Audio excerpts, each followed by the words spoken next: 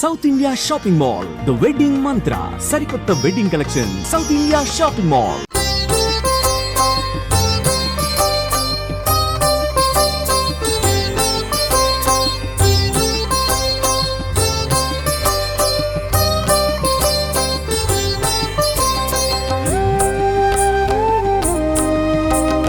Hi hello, welcome to Suman TV. నేను మీ Roshan. First of all మనం ఎక్కడ ఉన్నాము అంటే ఇక్కడ కనిపిస్తుంది తిరుమల తిరుపతి దేవస్థానం తిరుపతి, శ్రీదేవి భూదేవి సమేత శ్రీ ప్రసన్న వెంకటేశ్వర స్వామి ఆలయం తొండమానపురం. సో ఇప్పుడు జనరేషనే కాదు, చాలా మంది తెలుసుకోవాల్సింది తొండమానపురం గొప్పతనం గురించి, తొండమాన్ చక్రవర్తి గొప్పతనం గురించి. తొండమాన్ చక్రవర్తి ఎవరో కాదండి, ఇప్పుడు మనం ఎంతో మంది, కొన్ని కోట్ల మంది నిలువెత్తు దర్శనం ఎప్పుడు మనకు అందుతుంది అంటే వెంకటేశ్వర స్వామిది. ఆ కొండ ప్రత్యేకత కావచ్చు, లేకపోతే ఆ టెంపుల్ నిర్మించిన మొట్టమొదటి పర్సన్ ఎవరైనా ఉన్నారంటే అది తొండమాన్ చక్రవర్తి గారు. తొండమాన్ చక్రవర్తి ఎవరో కాదండి, మన పద్మావతి అమ్మవారి నాన్నగారి బ్రదరే అనమాట ఈ తొండమాన్ చక్రవర్తి గారు కూడా. ఇప్పుడు మనం లోపలికి వెళ్ళి దర్శనం చేసుకుందాం. సో దర్శనం చేసుకునే ముందు స్వామివారి గొప్పతనం గురించి, తొండమాన్ చక్రవర్తి గొప్పతనం గురించి చెప్పడానికి సిద్ధంగా ఉన్నారు టిటిడి బోర్డు మెంబర్ భానుప్రకాష్ గారు. భానుప్రకాష్ గారు, ఫస్ట్ ఆఫ్ ఆల్ మీరు తొండమాన్పురం గురించి, తొండమాన్ చక్రవర్తి గారి గురించి, నేను ఇన్ని సంవత్సరాలు తిరుమల వస్తున్నాను నాకే తెలియదు. అలాంటివి మీరు చెప్పగానే నాకు ఒక్కసారిగా ఎప్పుడెప్పుడు దర్శనం చేసుకుందామా అనిపించింది. మీరు విన్నదంటే చిన్నప్పటి నుంచి పుట్టి పెరిగిన ప్రాంతం కాబట్టి తిరుపతి. సో ఆయన గురించి తెలుసుకున్నప్పుడు, దర్శనం చేసుకున్నప్పుడు, తొండమాన్ చక్రవర్తి గొప్పతనం గురించి తెలుసుకున్నప్పుడు మీకు అనిపించింది? ఈ ప్రసన్న వెంకటేశ్వర స్వామి ఆలయం, వెంకటేశ్వర స్వామి కొండ మీద తిరుమలలో కలియుగ ప్రత్యక్ష దైవంగా వెలిసిన తర్వాత తొండమాన్ చక్రవర్తి కోరిక మేరకు ఇక్కడ వచ్చి యోగ ముద్రలో అభయహస్తంతో ప్రపంచంలో ఎక్కడా లేని విధంగా స్వామివారి వెంకటేశ్వర స్వామి శ్రీదేవి భూదేవి సమేత కూర్చొని భక్తులకు దర్శనం ఇచ్చే ఏకైక క్షేత్రం ఈ క్షేత్రం.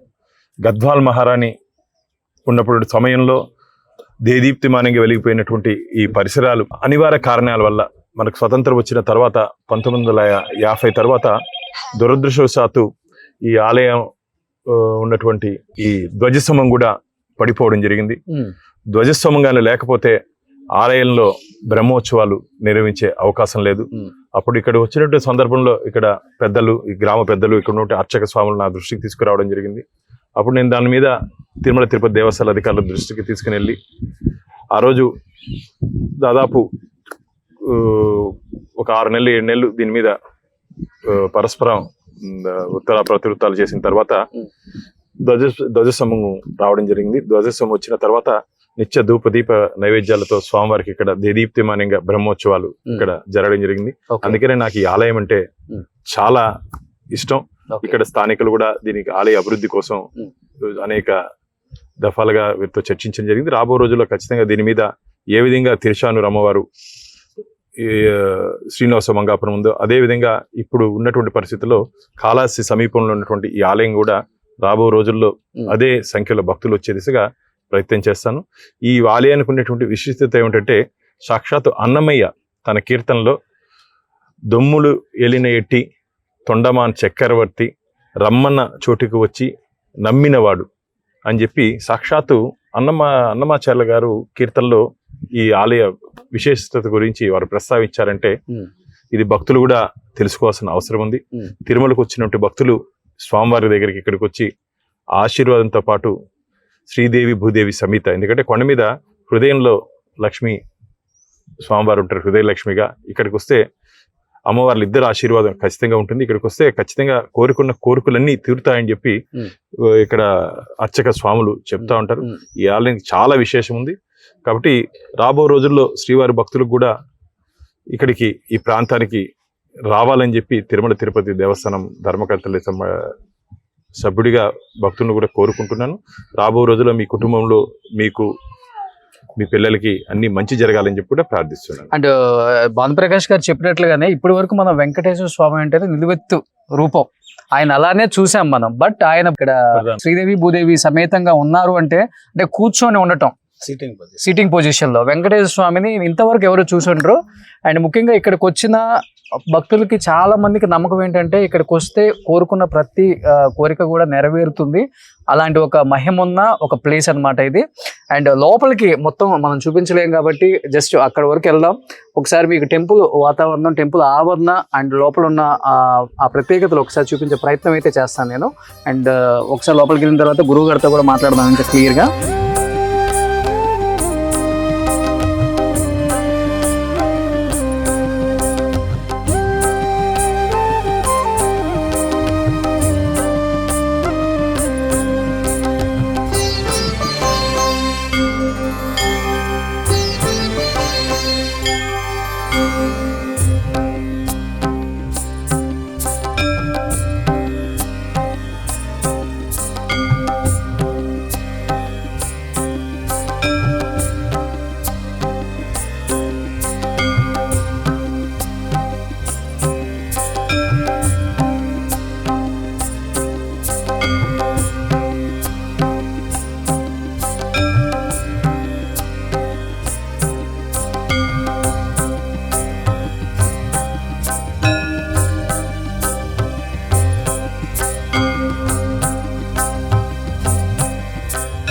ఈ టెంపుల్ గొప్పతనం చెప్పడానికి ప్రధాన అర్చకులు రమణాచార్యులు గారు ఉన్నారు. రమణాచార్యులు గారు నమస్తే.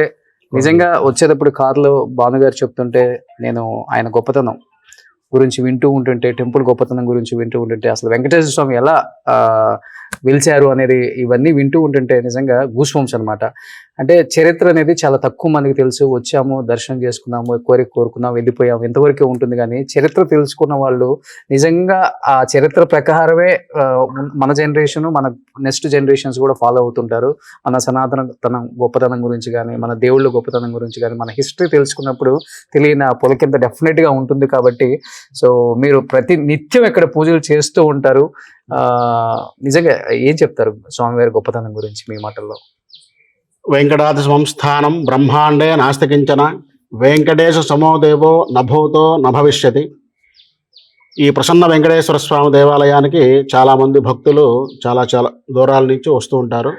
మనకి చెన్నై నుంచి వస్తారు, బెంగళూరు నుంచి, హైదరాబాద్ నుంచి కూడా చాలా చోట్ల నుంచి వస్తూ ఉంటారు. వచ్చినప్పుడు వాళ్ళు చాలా బాధతోటి వాళ్ళ యొక్క కోరిక తీరుతుందో లేదో అన్న దీంతో స్వామివారి చెంతకు వచ్చి స్వామివారిని వేడుకుంటారు. స్వామి ఈ విధంగా నా యొక్క కుమారుడికి సరైన విద్య లేదు, వాడికి విద్య ప్రసాదించండి అడిగేవాళ్ళు. విద్య పూర్తయింది, ఉద్యోగం లేదు, ఉద్యోగాన్ని ప్రసాదించండి అని అడిగేవాళ్ళు ఉంటారు. మావాడు చక్కగా చదువుకున్నాడు, మంచి ఉద్యోగం కాదు, కానీ వివాహం మాత్రం జరగట్లేదు. చాలా చోట్ల తిరిగాము, కానీ వివాహం జరగాలంటే ఏం చేయాలో అర్థం కావట్లేదు. కాబట్టి నీ యొక్క చెంతకు వచ్చి నీ యొక్క దర్శనం చేసుకుంటున్నాం కాబట్టి మా వాడికి తొందరగా వివాహం కావాలని కోరుకునేవాళ్ళు. ఎవరెవరైతే భక్తులు వచ్చి వాళ్ళ బాధని స్వామికి విన్నవించి వాళ్ళ కోరిక ఏదో కోరుకుంటారో ఆ కోరిక ఖచ్చితంగా స్వామివారు నెరవేరుస్తారు. నెరవేర్చిన తర్వాత మళ్ళీ భక్తులు చాలా ఆనందంతో వచ్చి మళ్ళీ స్వామివారిని దర్శనం చేసుకొని, స్వామి నీ యొక్క ఆశీర్వాదంతో, నీ యొక్క చల్లటి చూపుతోటి ఆ కుమారుడికి మంచి విద్య వచ్చింది, మంచి ఉద్యోగం వచ్చింది, అదేవిధంగా మా యొక్క కుమారుడికి మంచి వివాహం జరిగింది, మంచి సంతానం కలిగింది అని వాళ్ళు చెబుతూ ఉంటే మనకు చాలా ఆనందకరం. ఎందుకంటే మనం నిత్యం స్వామివారి సేవలో ఉంటాం. స్వామివారిని చూస్తూ చేస్తున్నటువంటి సేవకి మనం చెప్పడానికి మాటలు సరిపోవు. అది చాలా వర్ణాతీతం.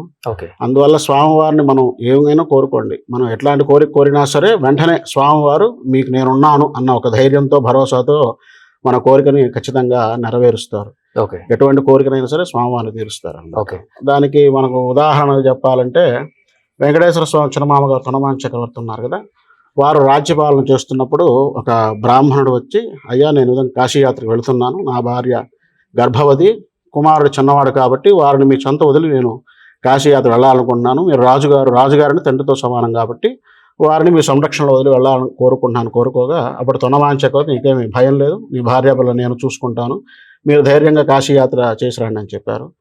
చెప్పిన వెంటనే ఆ యొక్క బ్రాహ్మణుడు కాశీయాత్ర వెళ్ళాడు. వెళ్ళి వచ్చిన తర్వాత ఈ వచ్చే సమయానికి తొండమాన్ చక్రవర్తి అతని భార్య పిల్లలకు కావాల్సినటువంటి గ్రాసాన్ని ఏర్పాటు చేసి, వాళ్ళు ఉండడానికి విడిదిని ఏర్పాటు చేసి వారిని ఒక సురక్షిత స్థానంలో ఉంచారు. కొంతకాలానికి తొండమాన్ చక్రవర్తి రాజ్యపాలన పడి ఆ యొక్క బ్రాహ్మణుడి భార్యాపిల్లల సంగతి మర్చిపోయినప్పుడు ఈయన కాశీయాత్ర నుంచి వచ్చి, రాజుగారు ఈ విధంగా మీ యొక్క అనుమతితో కాశీయాత్ర దిగ్విజయంగా పూర్తి చేసుకొచ్చాను, మీరు కానీ మా భార్యాపిల్లలను ఇచ్చారంటే నేను మా స్వగ్రామంకి వెళతానని చెప్పగా, అప్పుడు తొండమాన్ చక్రవర్తికి వెంటనే అతను చేసినటువంటి ఇది గుర్తొస్తుంది. ఓహో, ఈయన భార్య మన దగ్గర వదిలేసి వెళ్ళారు, మనం మర్చిపోయాం ఆ సంగతి, వాళ్ళు ఎలా ఉంటారేమో అన్న ఆలోచనతోటి మీ భార్యాపిల్లలు తిరుమల స్వామివారి దర్శనానికి వెళ్ళున్నారు, కావున మీరు విశ్రాంతి తీసుకోండి, నేను వారిని తీసుకొని వచ్చిన తర్వాత మీకు అప్పగిస్తానని చెప్పారు.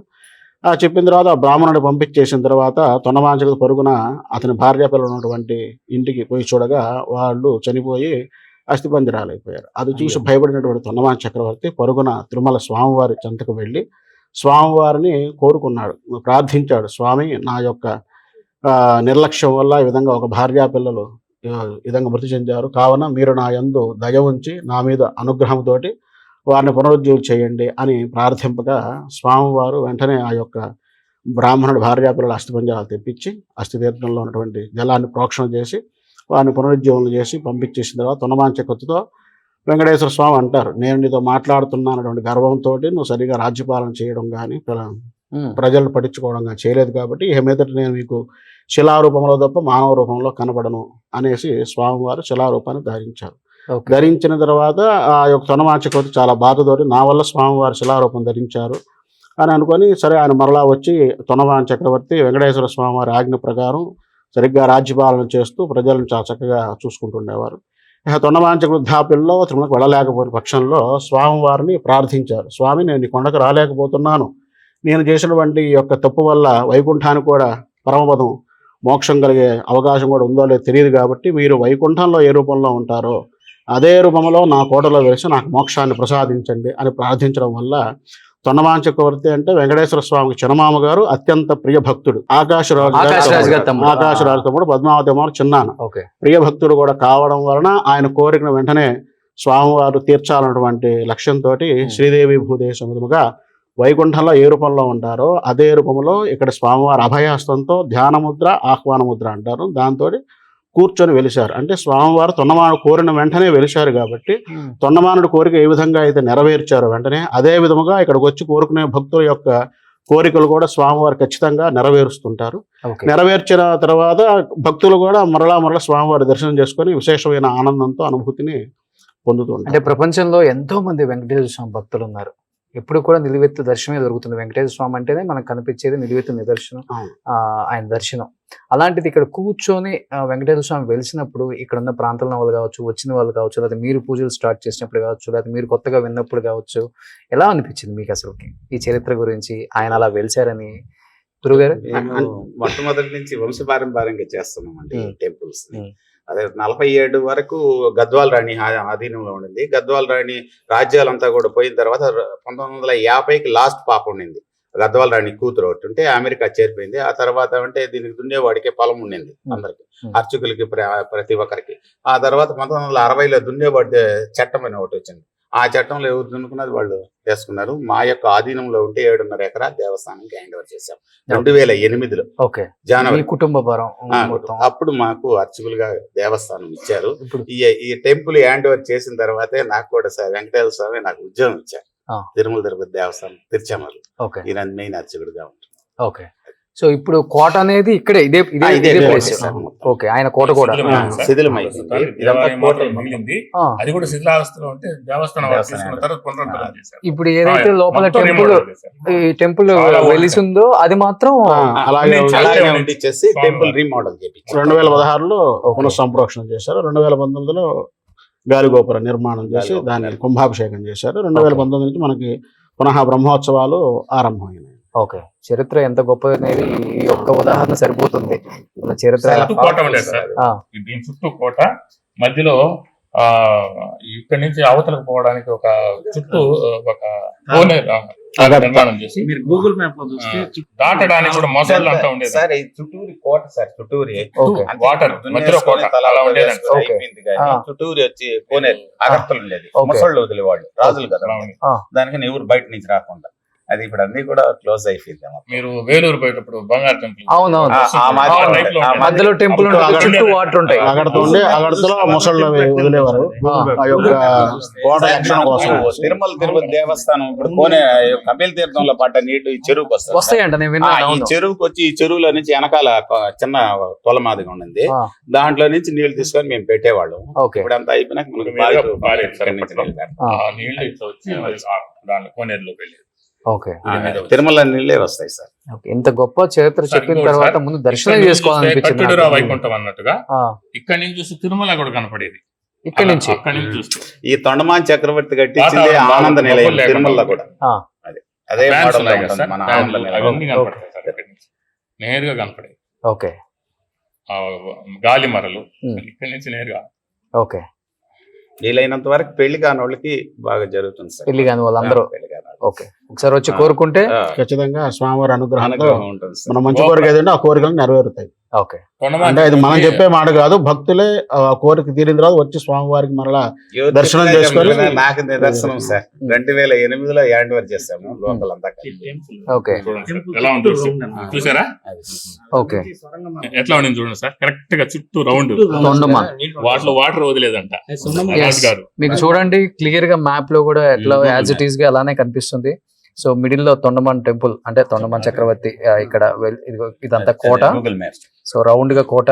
ఈ కోట చుట్టూ కూడా వాటర్ వదులుది, క్రొకోడైల్స్ అంటే ముసళ్ళు వదులుతారు. ఎవరు కూడా ఈ ప్రదేశానికి రాకుండా అప్పుల్లో అవే రక్షక బడిలాగా సో వదిలే వాళ్ళని క్లియర్ గా ఇప్పుడు కూడా ఆ మ్యాప్ లో అలానే ఉంది. ఆ కోనేరు ఏదైతే నీరు కూడా మనకి కపిల తీర్థం నుంచి పడుతుంది. అవును. ఆ వాటర్ వచ్చి తొండమాడు చెరువులు గుడి మీదుగా పారేది. గుడి మీదుగా పారేది. ఈ జిల్లాలో ఏ చెరువులు ఎండా సార్, మన చెరువు మాత్రం ఎండదు సార్. ఎవరి ఇయర్. ఇంకోటి సార్, ఆనంద నిలయం పోలినట్లుగా మన ఆనంద్ గోపురాన్ని నిర్మించారు సార్ అప్పట్లోనే. అదే విధంగా ఉంటుంది ఓకే. నిర్మాణం. ఓకే.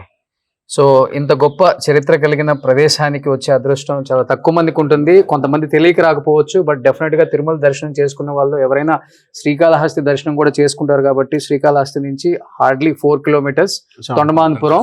సో పక్కనే ఉంటుంది. సో ఇది ఎలా రావడానికి హైవే నుంచి శ్రీకాళహస్తి నుంచి 7 కిలోమీటర్ల దూరంలో మనకు ఉంటుంది. ఓకే. సో వచ్చేయచ్చు. ఇప్పుడు హైవే గాడి నుంచే డౌన్ అవ్వాలి సార్. మన కోకోకోలా నిర్మాణం పక్క నుంచే రైట్ సైడ్ వస్తే చాలు. ఓకే. తిరుపతి నుంచి రావాలంటే 35 కిలోమీటర్లు. ఓకే. తిరుపతి నుంచి మనకి కోకోకోలా ఫ్యాక్టరీ దాటిన తర్వాత ఫ్లైఓవర్ ఎక్కకుండా పక్క నుంచి అది గూగుల్ మ్యాప్ లో తొండమాన్పురం సైన్ బోర్డులు ఉంటే కొద్దిగా బాగా తెలియని వాడికి తెలుస్తుంది. ఓకే. గూగుల్ మ్యాప్ చూసేవాడికి కనపడుతుంది. సో ఇప్పుడు ఇది డెవలప్మెంట్ మొత్తం కూడా తిరుమల తీసుకున్నారు సార్. ఓకే. వాళ్ళు హ్యాండ్ ఓవర్ చేసుకున్నారు. 2008 నుంచి టీడీ వాళ్ళ కంట్రోల్ వాళ్ళ గుడి మంచి శుక్రవారం అభిషేకం జరుగుతుంది సార్. ఆర్జితం ఉంది. ఓకే. అది ఇంకా కళ్యాణోత్సవం కూడా ప్రపోజల్ లో ఉంది. ఓకే. సో ఇంత గొప్ప చరిత్ర కలిగిన టెంపుల్ దర్శనం చేసుకునే అదృష్టం నాకు కలిగించిన భాను గారు, thank you first of all.